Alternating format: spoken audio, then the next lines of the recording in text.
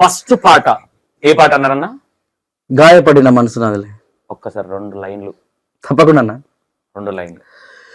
గాయపడిన మనసు నాదిలే, గాయాలు చేసిన మనిషి నువ్వేలే, నా గుండెకు గాయం చేసినావులే, లైఫ్ లాంగ్ నన్నంటర్ని చేసినావులే, ఒక్కసారైనా నీకు గుర్తొస్తానా, ఒక్కసారైనా నిన్ను నవ్విస్తానా, ఒక్కసారైనా కల్లో నేనొస్తానా, గాయపడిన మనసు నాదిలే, గాయాలు చేసిన మనిషి నువ్వేలే.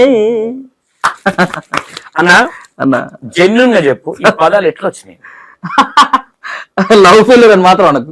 లవ్ ఫెయిల్యూర్ అని అన్నా, ఎందుకంటే ఒక రచయితకి అనుభవం అవసరం లేదు, అవును, ఎదుటోని అనుభవాన్ని తీసుకొని కూడా రాయొచ్చు. అవును, రచయితకు ఉండే లక్షణాలే. అవును, దాన్ని నేను ఎప్పుడు కంపారిజన్ చేయను. లవ్ ఫెయిల్యూర్ పాట చేస్తే లవ్ ఫెయిల్ అయిందేమో అట్లా అనుకుంటారు జనాలు అనుకుంటారు, కానీ నేను అనుకోను అట్లా. నేను ఏమంటానంటున్నా అంటే అవి పాసిబుల్.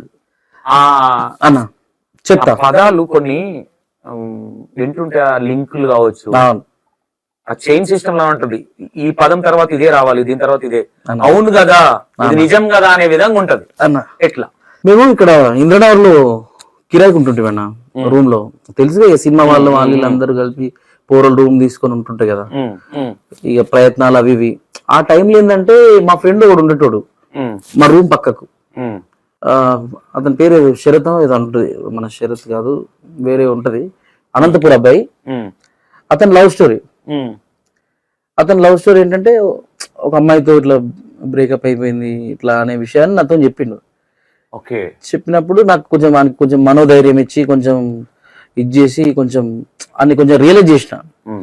ఎందుకో ఆయన పేరు నాకు బాగా అనిపించింది. అంటే బాగా ఇంత ఉంటుందా, ఒక లవ్ ఫెయిల్ అయితే ఇంత బాధ ఉంటుందా అంటే, అది మనకు తెలియకనే కాదు, ప్రతి ఒక్కరికి అది ఉంటది. అంటే సో అతని బాధను నేను పాటకు ఎందుకు మలచొద్దు అని నేను అభిప్రాయం చెప్పలే. అది బలంగా నాకు నా లోపల నాటకపోయి, ఒక మా రూమ్ లో ఒక డ్రమ్ ఉంటుండేనా, ఏ ట్యూన్లు చేసినా కూడా దానిపైన వేసేది నేను. డ్రమ్ ఖాళీ ఉంటే రిధం బలేస్తుంది, ప్లాస్టిక్ ది. తర్వాత ఖాళీ వాటర్ బాటిల్ పెద్దగా ఉంటుంది జంబో, దాని మీద కూడా దరువు వేసాను నేను. మంచి రిధం చేతులతో బాగా రిధం వేస్తా.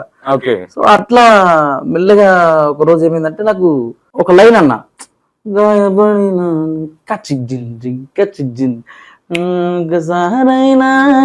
అతను చెప్పిన స్టోరీ అంతా నాకు ఇక. సో ఒకరోజు దాన్ని పిలిపించిన, అరే మామ నేను ఒక మంచి పాట డిజైన్ చేసిన, ఒకసారి వింటవారాను వినిపించాను అన్నాడు. వినిపించిన తర్వాత జస్ట్ పల్లెవాడు వినిపించిన. అసలు ఏడ్చినాడు, ఘోరంగా ఏడ్చింది. ఇక అసలు ఎట్లా అంటే మామ అసలు నేను ఇంత అనుకోలేదు, అసలు నాకు గతాన్ని గుర్తు చేసినవరా నిజంగా అని చెప్పేసి అన్నాడు. సో అది ఆ పాట ఎందుకు వేస్ట్ చేయాలని అప్పటికి మేము ప్రయత్నాల్లో అక్కడిక్కడ తిరిగేవాళ్ళం.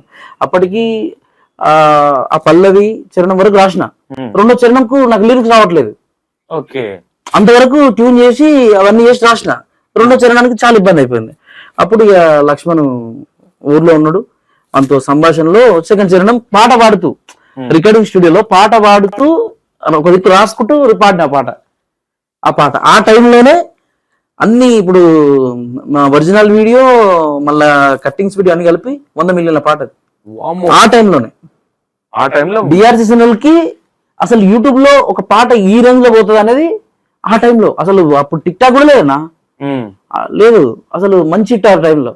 అప్పుడు ఇక చాలా మంది మా ఊర్లో అసలు ప్రతి ఒక్కరు ఇక మరి మా రామ్ మంచి పాట పాడండు అని అంత ఇక బాగా వైరల్ అప్రిషియేషన్ అయింది. నిజంగా ఆ పాటకు నాకు అవకాశం ఇచ్చిన డిఆర్సి సునీల్ సార్కు నిజంగా చాలా చాలా థ్యాంక్స్. ఎందుకంటే పాటల గురించి తిరుగుతున్న తరుణంలో ఆ పాట నేను ప్రొడ్యూస్ చేస్తా అని ఒక మాస్, ఒక సికింద్రాబాద్ ఆ ఏరియాకి సంబంధించిన వ్యక్తి అయినా లవ్ పాట మీద చేయాల్సిన రిస్క్ అవసరం లేదు ఆయన. కానీ ఆయన ఏమో బోనాలు ఇల్లమ్మ ఈ టైప్ ఆఫ్ ఉంటది. ఆయన అసలు ఎందుకు నచ్చిందో ఏంటో, నేను టేబుల్ మీద కొట్టి పాడే విధానం బాగా నచ్చింది. నువ్వు ఓకే పాట చేసేద్దాం పో అని చెప్పేసి కళ్యాణ్తో మాట్లాడి అప్పటిదప్పుడే మళ్ళీ నేను మంచి ఒక డ్రెస్సింగ్ అది వేసుకొని అదే ఆయన చెప్పిన 2 రోజులకే పాట పాడేసిన. ఆ పాటను మళ్ళా యూట్యూబ్ లో పెట్టడం, యూట్యూబ్ లో ఒక 2-3 రోజులు పోలే పాట. 2-3 రోజులు పోకుంటే నేనేమన్నా తమ్మునేలు ఒక్కసారి మారుద్దాం అని అన్నా. సార్కి ఆ చిన్న ఐడియా ఇచ్చిన, ఈ పాట వింటే మీ ప్రియురాలు గుర్తు రావాల్సిందే. ఓకే ఓకే, అది నేనే ఇచ్చిన ఐడియా. ఓకే, ఎందుకో పాట 3 లక్షల కాడ ఆగిపోయింది. అరే నాకు ఎందుకో ఏంది ప్రయత్నం, ఇంతవరకే మంచి పాట కదా అని అనిపించింది. ఇంతవరకు వెళ్తే నాకు తెలియదు, అప్పుడు కూడా యూట్యూబ్ అంటే అంత తెలియదు మనకు. కానీ ఈ పాట వింటే మీ ప్రియురాలు గుర్తొస్తుంది అన్నట్టుగా ఒక చెప్పిన, అదే లైన్స్ స్క్రీన్ పైన వేసిండు.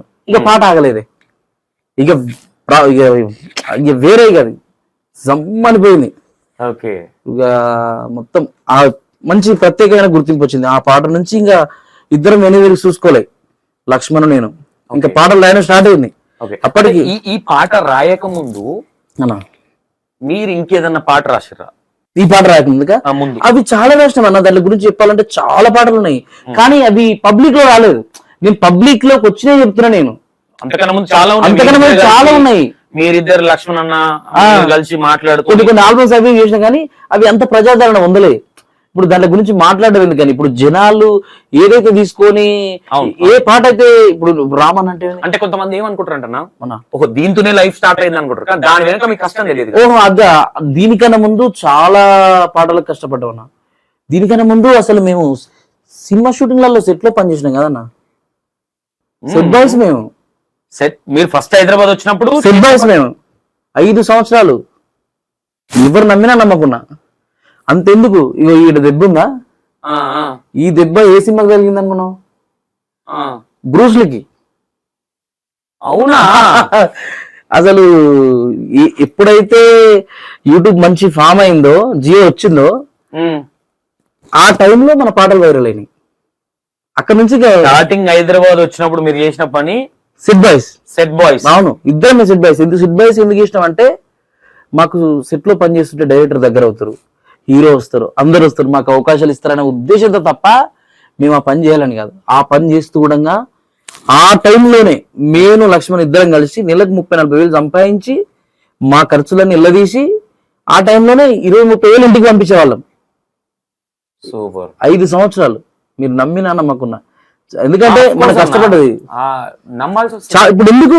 ఇప్పుడు చాలా మందికి సెట్, ఇప్పుడు ఆర్ట్ డైరెక్టర్లు కూడా మేము బ్రహ్మకడల్ సార్ పెద్ద పెద్దలకు తెలుసు. అరే ఆ పిల్లలు చూడరా ఎంత కష్టపడి ఎంత ఇది చేసుకొని ఈ రోజు ఒక ఓన్ ప్లాట్ఫామ్ క్రియేట్ చేసుకురు అని చాలా మంది అప్కమింగ్ వాళ్ళకి చెప్తారట. ఇప్పుడు పెద్ద పెద్ద అట్లా వాళ్ళు అంటే అంత చేసినామన్నా. ఎందుకంటే మాకు సినిమా అవకాశాల కోసమే తప్ప ప్రత్యేకంగా అదే చేయాలని లేదు. అంటే మేము వచ్చిన నేపథ్యం ఏంటి, పెద్ద రిచ్ ఫ్యామిలీ కాదు, లో అంటే ఇంకా బాగా లో. అలాంటి సిచ్యువేషన్ లో మేము ఇక్కడ వచ్చి మరి ఎట్లా సస్టైన్ అవుతాం, ఏం చేసి బతుకుతాం? అప్పుడు ఇది ఏ ఇయర్ లోనా? ఇది 2013-14 12 పవర్ సినిమా అప్పటి నుంచి వచ్చినామన్నా. పవర్ సినిమాకు ప్రయత్నాలు చేసినాం. తర్వాత రభస సినిమా నుంచి ఫుల్ ఫ్లెజ్ కూడా ఇక్కడికి వచ్చి ఆ షూటింగ్ లో జూనియర్ ఆర్టిస్ట్ కూడా పోయినా. జూనియర్ ఆర్టిస్ట్ కూడా చేశాను నేను నిజంగా. ఇప్పుడు రాధాకృష్ణలో నాకు చిన్న వేషం వేసాను చూడండి కావాలంటే. అవునా? డైలాగ్ కూడా చెప్తా, అమ్మాయి భలే ఉంది కదరా అంట రెజీనను. అవునా? అన్నది నేనే. అట్లా ఎన్నో ప్రయత్నాలు అన్న. అటు హీరోకి దగ్గర వేరే ఇంటర్వ్యూలలో చెప్పినా అన్న స్టోరీ. ఇది ఫస్ట్ టైం. ఎందుకంటే చెప్పాలి మరి నీకు అట్లుంటుంది చెప్పాలి కదన్నా. ఒకటి అదేదో నేను ఒకటి గాడ్ ఉన్నాడు, గాడ్ గిఫ్ట్ అనడం కావచ్చు, ఇంకోటి కావచ్చు. 90% పీపుల్స్ అన్న నా మాట తీరు నచ్చా, ఇంకోటి నచ్చా, నాకు ఓపెన్ గా చెప్పేస్తారు అన్న. అవును, దాచుకున్న విషయాలు కూడా. అది నాకే డౌట్ వస్తుంది, అదేంది నేను వేరే ఇంటర్వ్యూ ఈ ముచ్చటెళ్ళలేదేంటి అనుకున్నా నేను. మొన్నది కూడా కొంచెం చూసి ఎందుకంటే ఇది సంతోష్ అన్న ఇంటర్వ్యూ కదా.